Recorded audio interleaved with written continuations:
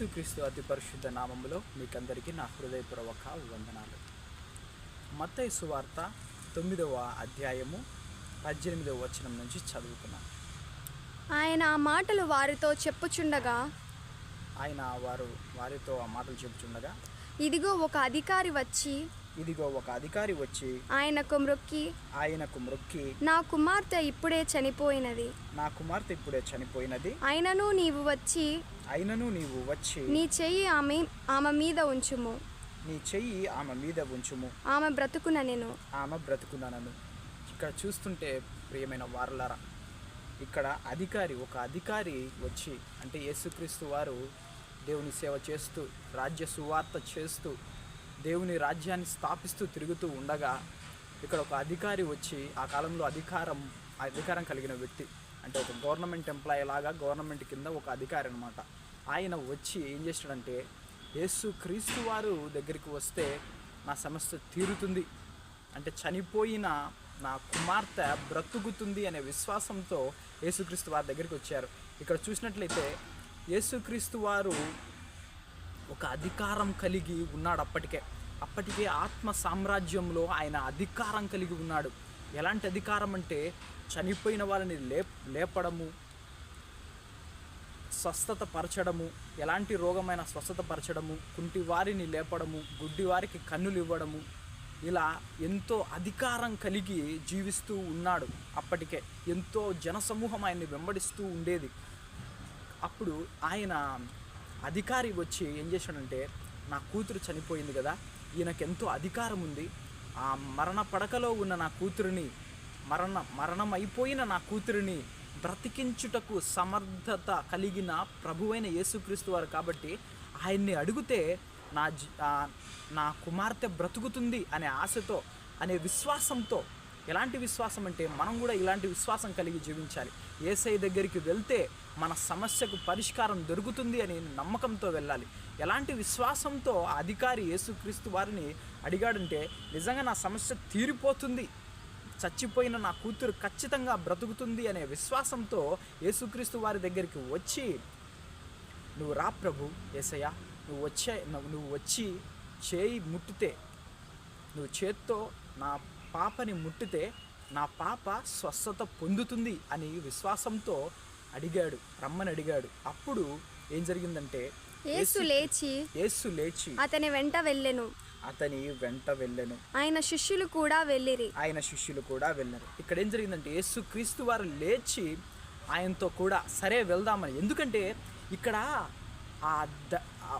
ఇప్పుడు వాళ్ళ డాడీ ఎవరైతే ఉన్నాడో, ఆ చనిపోయిన పాప వాళ్ళ డాడీ ఎవరైతే ఉన్నారో, ఎంతో బాధపడి ఆ యేసుక్రీస్తు వారిని రమ్మని పిలిచాడు, చనిపోయింది రండి అని పిలిచాడు. కానీ యేసుక్రీస్తు వారు ఆ బాధ చూసో, ఆ ఫీలింగ్స్, ఆ బాధాకరమైన ఎమోషన్స్ను చూసో ఆయన కదలలేదు, కానీ ఆయన విశ్వాసమును చూసి కదిలాడు. నువ్వు కూడా దేవుని యందు విశ్వాసము నీ దగ్గరికి దేవుని నడిపిస్తుంది. నువ్వు బాగా గుర్తుపెట్టుకోవాల్సింది ఏంటంటే, దేవుణ్ణి ఆకర్షించాలంటే నీలో విశ్వాసం ఉండాలి. దేవుని దగ్గర నుంచి ఏదైనా పొందుకోవాలి అంటే నీలో బలమైన విశ్వాసం ఉండాలి. నేను దేవుణ్ణి ఆకర్షించగలిగే అంత విశ్వాసము నువ్వు కలిగి జీవించినట్లయితే అద్భుతాలు నీ జీవితంలో ఎలా జరుగుతాయంటే అలా జరుగుతాయి. కాబట్టి నెక్స్ట్ ఏం జరిగిందంటే, ఆ సమయమున ఇదిగో 12 సంవత్సరముల నుండి రక్తస్రావ రోగము గల ఒక స్త్రీ నేను ఆయన పై వస్త్రము మాత్రము ముట్టితే బాగుపడుదునని తనలో తాను అనుకొని ఆయన వెనుకకు వచ్చి ఆయన వస్త్రపు చెంగు ముట్టెను. ఇక్కడ 12 సంవత్సరములు రోగం గల స్త్రీ వాళ్ళు వెళ్తూ ఉండగా దారిలో ఏం జరిగిందంటే, ఒక 12 సంవత్సరాలుగా రక్తస్రావం కలిగిన రోగంతో బాధపడుతున్న ఒక స్త్రీ యేసుక్రీస్తు వారు వెళ్ళుట గమనించింది. జన సమూహములతో యేసుక్రీస్తు వారు వెళ్తూ ఉన్నాడు. చాలా క్రేజ్ యేసుక్రీస్తు వారు అంటే.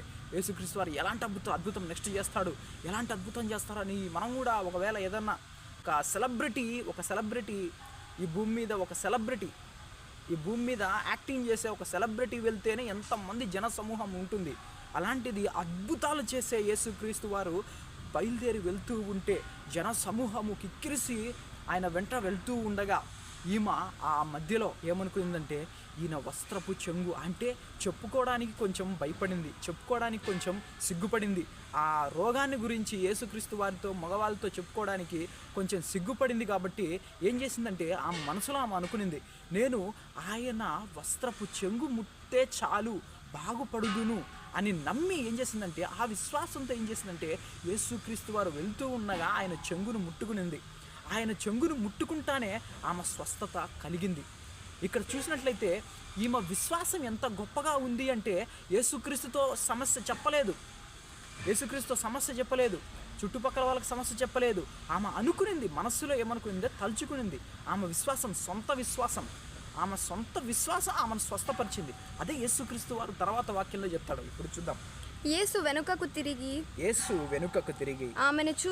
ఆమెను చూచి కుమారి ధైర్యముగా ఉండుము, నీ విశ్వాసము నిన్ను బాగుపరిచెనని చెప్పగా ఆ గడియ నుండి ఆ స్త్రీ బాగుపడెను. ఎప్పుడైతే ఆయన మాట చెప్పినాడు, నీ విశ్వాసం ఎలాంటి విశ్వాసం కలిగి ఉందంటే ఆమె ఆయన ముట్టుకుంటే చాలు. ఆయనని ఎలా నమ్ముతుందంటే ఆయన ఒక దైవాంశ సంభూతుడు అని. ఈయన అధికారి కూడా ఇలాగనే నమ్మాడు, ఆయన ఒక దైవాంశ సంభూతుడు, ఆయన దైవత్వం కలిగిన వ్యక్తి, ఆయనలో సంపూర్ణ దైవత్వం ఉంది, ఎటువంటి కార్యాన్నైనా చనిపోయిన తర్వాత కూడా బ్రతికించగల సమర్థవంతుడు అని ఎలా నమ్మారు అంటే వాళ్ళు ఎంత నమ్మారు అంటే ఇంకా దేవుడు మాత్రమే చేయగలడు, ఇంకా చనిపోయిన తర్వాత డాక్టర్లు కూడా చనిపోయారని చెప్పిన తర్వాత ఎవ్వరు కూడా హోప్స్ పెట్టుకోరు, ఇంకా దేవుని మీదనే భారం వేసినాము అంటారు చూడండి. అలా దేవుని మీదనే భారం వేసేది, ఇంకా చనిపోతాడు, ఇంకా మన చేతుల్లో ఏమీ లేదు అనుకున్న అలాంటి సమయంలో యేసుక్రీస్తు వారిని సంప్రదించారు. యేసుక్రీస్తు వారిని ఎప్పుడు సంప్రదించారంటే ఇక చేయి దాటిపోయింది, వైద్యుల చేత ఏమీ అవ్వలేదు, ఎవరి చేత ఏం అవ్వలేదు, ఎవరి వల్ల చేత అవ్వడం లేదు. అప్పుడు యేసుక్రీస్తు వారిని వాళ్ళు ఏం చేస్తారంటే సంప్రదించారు. ఎప్పుడైతే మనం కూడా యేసుక్రీస్తు వారిని ఎప్పుడు సంప్రదించాలంటే యేసుక్రీస్తు వారిని మన జీవితంలో మనం ఒకవేళ ఎలాంటి సమస్యలు వచ్చినా అప్పటి వరకు వెయిట్ చేయకూడదు. ఎప్పుడు చూసినా త్వరగా సంప్రదించాలి, ఎప్పుడు ప్రార్థనా పరులుగా ఉండాలి, ప్రతిరోజు నీ సమస్యలని నీ బాధలని వ్యక్తపరుచుకుంటూ ఉండాలి, ఎప్పుడు ఫెలోషిప్లో ఉండాలి. కానీ ఎప్పుడు చూసినా అంతా అయిపోయిన తర్వాత వచ్చి యేసుక్రీస్తు వారిని సంప్రదించకూడదు. అయినా కూడా ఒకవేళ నీ జీవితంలో అంతా అయిపోయింది, ఇంకా జరగదు, ఇక చచ్చినంత పరిస్థితి అంటే ఇంకా చచ్చినాయి నీ ఆశలు బాధలన్నీ, నీ ఆశలు నీ యొక్క కోరికలు అన్నీ చచ్చిపోయి ఉంటాయి. అలాంటి స్థితిలో నువ్వు యేసుక్రీస్తు వారి దగ్గరికి వస్తే నీ ఆశని బ్రతికిస్తాడు. నువ్వు ఏ కోరికల్లో ఉన్నావో, నువ్వు ఏదైతే సంపాదించుకోవాలి అనుకుంటున్నావో, నువ్వు ఏ ఉద్దేశాల్లో ఉన్నావో, నీ ఉద్దేశాలన్నీ చచ్చిన పరిస్థితిలోకి చేరినా కూడా యేసుక్రీస్తు వారు వాటిని పునరుద్ధానం చేయగలడు. యేసుక్రీస్తు వారు ఇలాంటి విశ్వాసంతో మీరు ముందడుగు వేయాలి. యేసుక్రీస్తు వారు అలాగనే ఈ రక్తస్రావం కలిగిన స్త్రీ కూడా ఎలాంటి విశ్వాసంతో వెళ్ళింది అంటే ఆయన దైవికమైన వ్యక్తి, ఆయన వస్త్రపు చెంగులో కూడా శక్తి ఉంటుంది, ఆ వస్త్రపు చెంగును ముట్టే నాకు స్వస్థత కలుగుతుంది, బాగుపడతాను అనే విశ్వాసం ఆమె ఎంత అద్భుతమైన విశ్వాసం అంటే అంత అద్భుతమైన విశ్వాసం. అలాంటి విశ్వాసంతో ఆయన వస్త్రపు చెంగును ముట్టిన వెంటనే యేసుక్రీస్తు వారిలో నుంచి ప్రభావం బయలుదేరింది. ఆ విషయం యేసుక్రీస్తు వారికి తెలిసింది, వెనక్కి తిరిగాడు. నీవు ధైర్యముగా ఉండు అమ్మా, నువ్వు విశ్వసించినట్లే నీకు స్వస్థత కలుగును గాక అని యేసుక్రీస్తు వారు ఆమెతో అన్నాడు. అన్న వెంటనే ఆమె స్వస్థత పొందింది. ఇక మన వాక్యంలోకి వెళ్దాం, నెక్స్ట్ ఏం జరిగింది అని. అంతలో యేసు ఆ అధికారి ఇంటికి వచ్చి పిల్లన గ్రోవులు వాయించు వారిని గొల్లు చేయుచుండు జన సమూహమును చూచి స్థలమియుడి ఈ చిన్నది నిద్రించుచున్నదే గాని చనిపోలేదని వారితో చెప్పగా వారు ఆయనను అపహసించిరి. ఇక్కడ ఏం జరిగిందంటే యేసుక్రీస్తు వారు ఆ అధికారి ఇంటికి వచ్చాడు. అధికారి ఇంటికి వచ్చిన తర్వాత అక్కడ పిల్లల గ్రోవులు ఇవన్నీ వాయిస్తూ ఉండేవాళ్ళు గొల్లు చేస్తూ ఉన్నారు. వాళ్ళని అల్లరి చేయొద్దండి, ఆపండి, ఆ పిల్ల చనిపోలేదు కానీ నిద్రిస్తూ ఉంది అన్నాడు. అంటానే యేసుక్రీస్తు వారిని వాళ్ళు ఏమన్నారంటే అపహసించారు. ఎందుకంటే ఇలా అవిశ్వాసులు ఏం చేస్తుంటారంటే అపహసిస్తారు. అవిశ్వాసులు ఎక్కువ ఉన్నారు అక్కడ.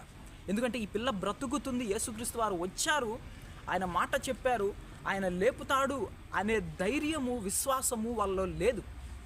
వాళ్ళల్లో ఎలాంటి అవిశ్వాసం ఉందంటే యేసుక్రీస్తు వారు వచ్చినా కూడా ఆ పిల్ల చనిపోయింది, ఆడ బతుకుంది, నువ్వేంది నిద్రపోతానని చెప్తాను అని ఇలా అపహసించుతారనమాట యేసుక్రీస్తు వారిని. అయినా కూడా యేసుక్రీస్తు వారు అద్భుతమే చేశారు. చూద్దాం. జన సమూహమును పంపివేసి ఇక్కడ ఏం చేశాడంటే యేసుక్రీస్తు వారు ఇక్కడ అవిశ్వాసులని పంపివేశాడు.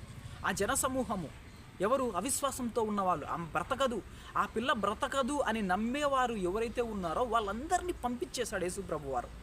ఎందుకంటే వాళ్ళు నమ్మటం లేదు. ఇక్కడ మనం బాగా గమనించాల్సింది, వీళ్ళు వాళ్ళ తండ్రి అని ఆయన నమ్ముతున్నాడు.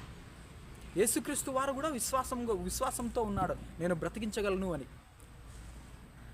ఇక్కడ అవిశ్వాసంతో ఉన్న వాళ్ళందరినీ పంపించేసిన తర్వాత ఆయన లోపలికి వెళ్ళి ఆమె చెయ్యి పట్టుకొనగానే ఆ చిన్నది లేచెను. ఈ సమాచారము ఒక్క నిమిషం, ఇప్పుడు మళ్ళీ చదువుదాం ఒకసారి. ఆయన లోపలికి వెళ్ళి ఆమె చెయ్యి పట్టుకొనగానే ఆ చిన్నది లేచెను. ఆయన లోపలికి వెళ్ళి ఏం చేశాడంటే వాళ్ళందరినీ పంపించి వేసిన తర్వాత లోపలికి వెళ్ళి ఆ అధికారి ఏమైతే చెప్పాడో అదే చేసినాడు అనమాట. చెయ్యి ముట్టినాడు చేత్తో. ఆ పిల్లని ముట్టగానే ఆ పిల్ల లేచింది. చనిపోయిన ఆ పిల్ల బ్రతికింది. యేసుక్రీస్తు వారు ఇలాంటి అద్భుతం చేశాడు. యేసుక్రీస్తు వారు ఆ చనిపోయిన బిడ్డని తిరిగి లేపాడు, బ్రతికించాడు. మీరు కూడా నా ప్రియమైన వారలారా, ఎలా అయితే వాళ్ళ డాడీ వాళ్ళ నాన్న ఎలాగైతే నమ్మాడో, నువ్వు ముట్టు ప్రభువా బ్రతుకుతుంది, నువ్వు ముట్టయ్యా బ్రతుకుతుంది అని ఆయన ఎలా అయితే నమ్మాడో సేమ్ అదే వాళ్ళందరినీ పంపించేసి ఆయన లోపలికి వచ్చి ముట్టి బ్రతికించాడు. ఈ రోజుల్లో చాలామంది వాళ్ళ జీవితంలో ఎన్నో భయంకరమైన సిచ్యువేషన్ని ఎదుర్కొంటూ ఉండవచ్చు.